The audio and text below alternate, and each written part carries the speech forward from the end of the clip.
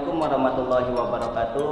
Kali ini kita akan mengenalkan fasilitas alat dan bahan yang ada di Laboratorium Mekanika Tanah dan Mekanika Batuan Sekolah Tinggi Teknologi Industri STIN Padang.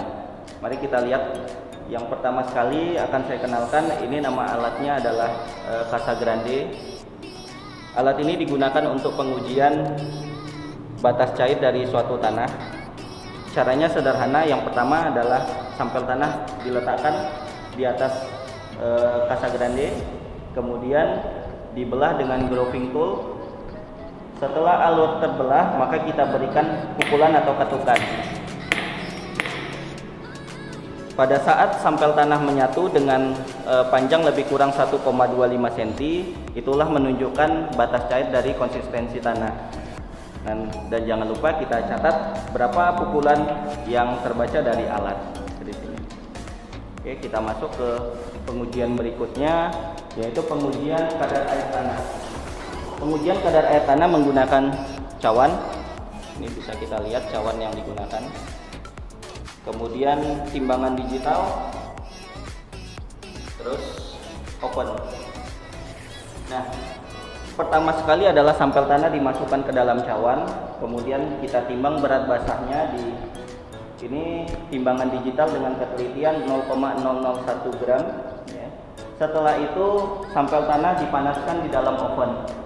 Nah, pada saat praktikum kita juga memperhatikan bagaimana keselamatan pada saat melakukan praktikum menggunakan ini sarung tangan anti panas. Sampel tanah dimasukkan ke dalam oven, kemudian setelah dikeringkan dengan berat yang konstan, baru kita timbang lagi. Nah, sehingga kita bisa menentukan berapa sih kadar air dari suatu tanah. Kita masuk ke pengujian berat jenis tanah. Nah, dalam pengujian berat jenis tanah, alat yang digunakan adalah piknometer. Piknometer ini punya standar untuk menentukan spesifik graviti atau berat jenis dari suatu tanah. Yang pertama, sampel tanah dimasukkan ke dalam piknometer, kemudian masukkan air secukupnya. Setelah itu kita timbang, kemudian kita panaskan. Pada saat dipanaskan di atas oven, itu gunanya ialah untuk menentukan, untuk mengeluarkan udara yang terperangkap di dalam sampel tanah tersebut.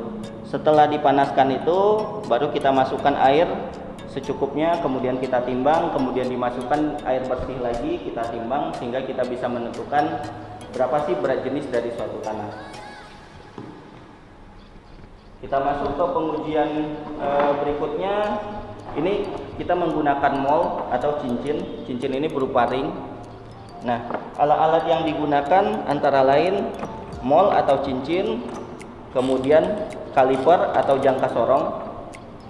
Gunanya apa? Gunanya untuk mengukur berapa sih diameter dari cincin tersebut, kemudian berapa tingginya.